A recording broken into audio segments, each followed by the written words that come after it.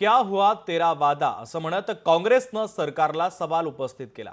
पंतप्रधानांना आश्वासनांचा विसर पडल्याची काँग्रेसनं टीका केली। यवतमाळच्या आर्णीमधून काँग्रेस पदयात्रा काढणार आहे आणि सरकारला जाब विचारणार आहे। तर सरकारला जाब विचारण्यासाठी 3 जूनला पदयात्रा काढणार असून काँग्रेस प्रदेश अध्यक्ष हर्षवर्धन सपकाळ यांनी या संदर्भात माहिती दिली। तर काँग्रेस प्रदेश अध्यक्ष हर्षवर्धन सपकाळ यांच्यासोबत संवाद साधला आमचे प्रतिनिधी सूरज दहाट यांनी। पाहूया।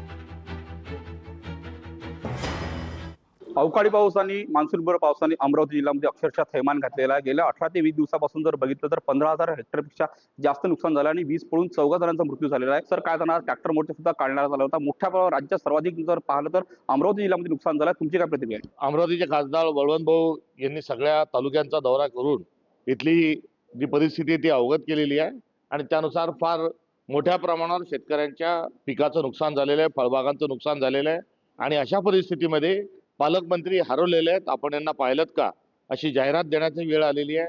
सर्वेक्षणाचे कुठल्याही प्रकारचे आदेश नाही आणि सरकार असंवेदनशील असल्याचा हा एक नमुना आहे आणि या रूपानं आसमानी आणि सरकार रूपी सुलतानी एकत्रित संकट हे शेतकऱ्यावर आलेलं आहे। आमची स्पष्ट स्वरूपात मागणी आहे की हेक्टरी 50,000 रुपये अनुदान हे तात्काळ शेतकऱ्यांना वितरित करावं।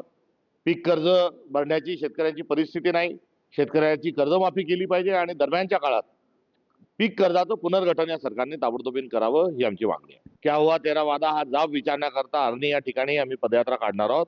आमची आक्रमक भूमिका ही राहणारच आहे आणि ही राजकीय स्वरूपाची आमची आक्रमक आणि कुठल्याही प्रकारची तडजोडीची भूमिका नसताना मोठ्या प्रमाणात शेतकऱ्यांनी आणि नागरिकांनी यामध्ये सहभागी व्हावं, कारण सरकार हे तानाशाही आहे आणि या तानाशाही हुकुमशाही सरकार हा कुठल्याही लोकांच्या जनभावनेला, मागण्याला आणि त्यांच्या जीवनाचे प्रश्न सोडवण्याची यांची तयारी नाही। आपल्याला सगळ्यांना मिळून स्वातंत्र्य संग्रामासारखा एकदा पुन्हा उठाव करण्याची आवश्यकता आहे, ज्याचं नेतृत्व निश्चित स्वरूपात पुन्हा एकदा काँग्रेस करेल। सरकारने नुकसान भरपाई द्यावी अशी सुद्धा मागणी त्यांनी केलेली आहे। सूरज दहाट, लोकशाही मराठी, अमरावती। लोकशाही मराठी ऐका, पहा, जागरूक रहा।